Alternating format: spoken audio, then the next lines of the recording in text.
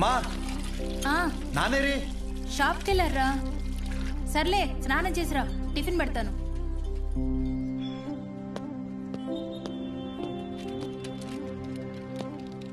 నానా బాక్స్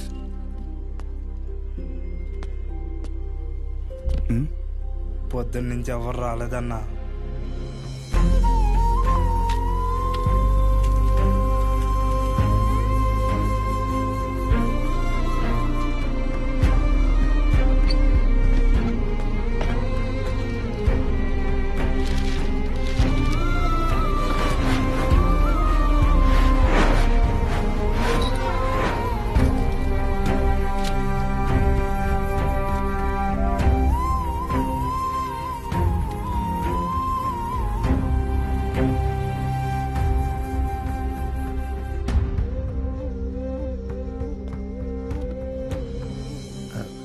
తినచ్చు కదా.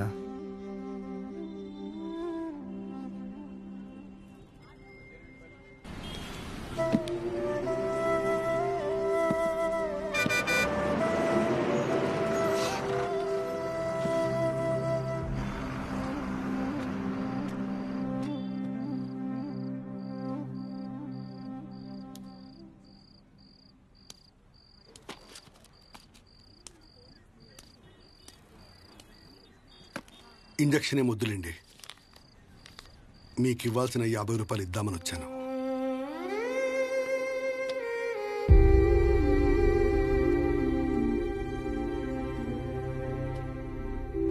పర్లేదు. ఏమన్నా తిన్నావా?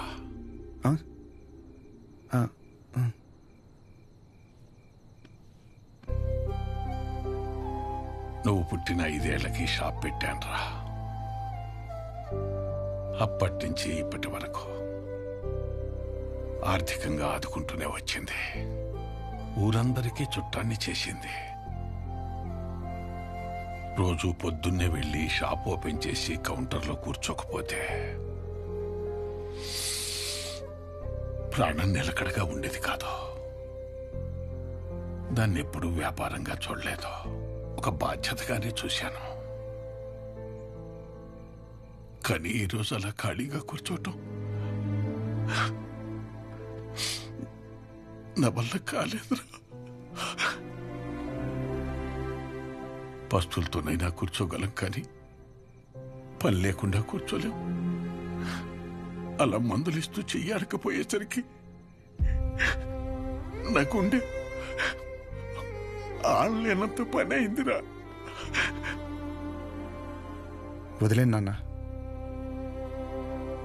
కొన్ని రోజులకి అన్ని నార్మల్ అయిపోతాయి.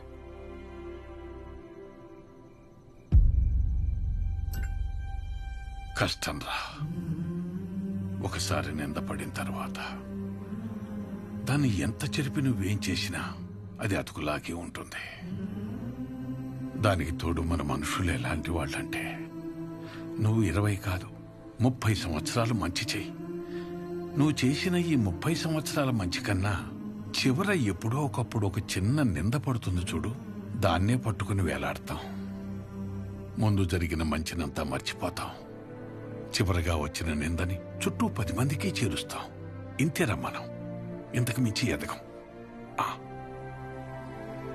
సరేలే, నువ్వు వైజాగ్ వెళ్ళు.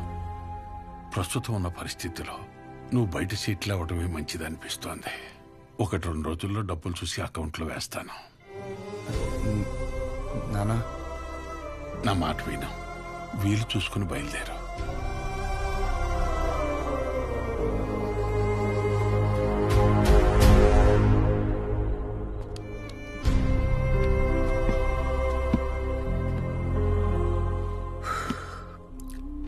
నాకు ఊహ తెలిసినప్పటి నుంచి ఆయన ఇంట్లో కంటే షాప్లోనే ఎక్కువ ఉన్నారా.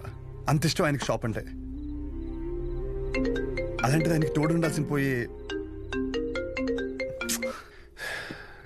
ప్రశాంతంగా వ్యాపారం చేసుకుని ఆయన కూడా రోడ్డు మీద లాగేసంటారా నేను నా చేతులతో.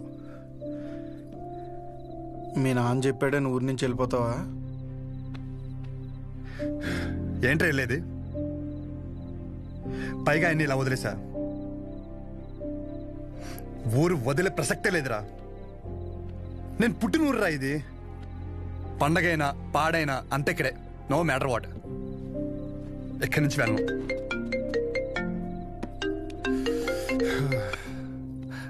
సజా, నాకు అసలు మూడు బాగాలేదు. రేపు మాడతా. రేపు మాపు అని ఇలా ఎన్ని రోజులు ఏదో ఒక వంకతో గెంటుకొస్తావు. నాకు స్లోగా నీ మీద నమ్మకం పోయేలా చేస్తున్నావు. ఓహో, సరే అయితే ఒకటి చెప్తా. నువ్వు మీ నాన్న గురించి ఎలా ఆలోచిస్తున్నావో ఇక్కడ నాకు ఒక బాబు ఉన్నాడు. నేను కూడా ఆయన గురించి ఆలోచించాలి. నేను ఇంకో మాట కూడా చెప్తాను నీకు. నేను ఊరు వదిలిపెట్టే సమస్య లేదు. నేను రాను ఎక్కడికి. This is my last call. ఉంటా. ఉండు, నువ్వు అక్కడే ఉండు, నేను ఇక్కడే ఉంటా. ఏమైనా వేసుకో. Good bye.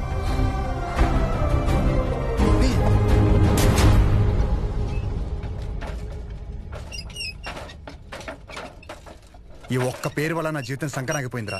ఎవడ్రా ఈ రంగారెడ్డి? ఓ 25 ఏళ్ళు అయి ఉంటుంది ఆ మర్డర్ జరిగి. దాని పూర్తి వివరాలు తెలియాలంటే మన ఊరు చివర హైవే దగ్గర సోడా కొట్టు శివయ్య ఒక్కడికే తెలుసు. పదరా.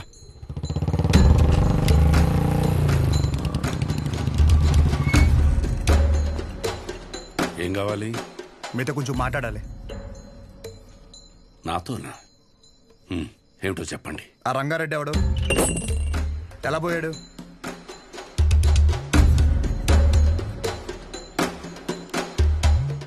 నువ్వు మెడికల్ షాప్ విశ్వం కొడుకు కదూ? అవునండి. చెప్పండి, ఎలా పోయాడు? ఇప్పుడు ఆయన గురించి నీకు తెలుసుకోవాలని ఎందుకు అనిపించింది? ఆయన పోయాడు సరే, ఆయన ప్రభావం నా జీవితం మీద చాలా ఉంది. చెప్పండి స్వామి, ఆడు ఎలా పోయాడు?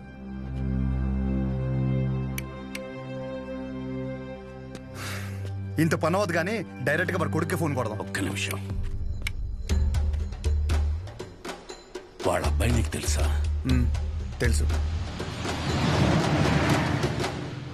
చెప్పండి, వాడెవడో చెప్పండి. నువ్వు ఆయన ఎవరు అని తెలుసుకుంటే ఆయన్ని ఎవడు అని పిలిచే అవసరం ఉండకపోవచ్చు. ఒక మనిషి తాలూకు ఆవేదన తన సొంత బతుకు మీదైతే అది వాడి జీవితం అవుతుంది.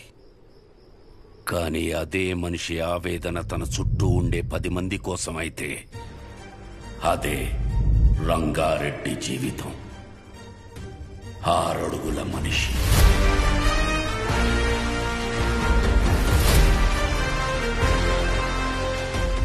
పదునైన చూపు.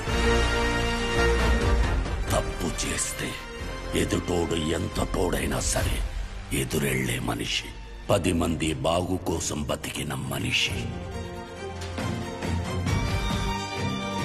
ఎవరికి ఏ చిన్న కష్టం వచ్చినా ప్రతి ఒక్కరి అడుగు రంగారెడ్డి ఇంటి వైపే ఉండేది. కానీ ఆ రోజు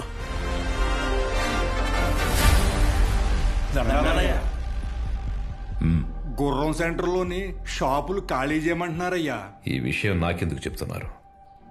ప్రతిదానికి నాకేంటి సంబంధం? నేను చేయలేను. కావాలంటే కోర్టుకెళ్ళండి. మా గురించి మీరే మాట్లాడాలయ్యా. కష్టం. నేనేం చేయలేను. ఇబ్బంది పెట్టకండి. బయలుదేరండి. అయ్యా షాపులే మాకు ఆధారం అయ్యా. అయ్యగారిని నమ్ముకుని వచ్చాం కదరా. కోర్టుకు లెటర్ పెట్టుకోవాలా? ఇది మనకు తెలీదా? ఈ మాత్రం దానికి షాపులు కట్టేసి వచ్చాం. రంగా, అనుక్షణం నువ్వు వాళ్ళ గురించే ఆలోచిస్తావు. అలాంటిది వాళ్ళు తిట్టి పంపించేశావు. ఏమైంది నీకు?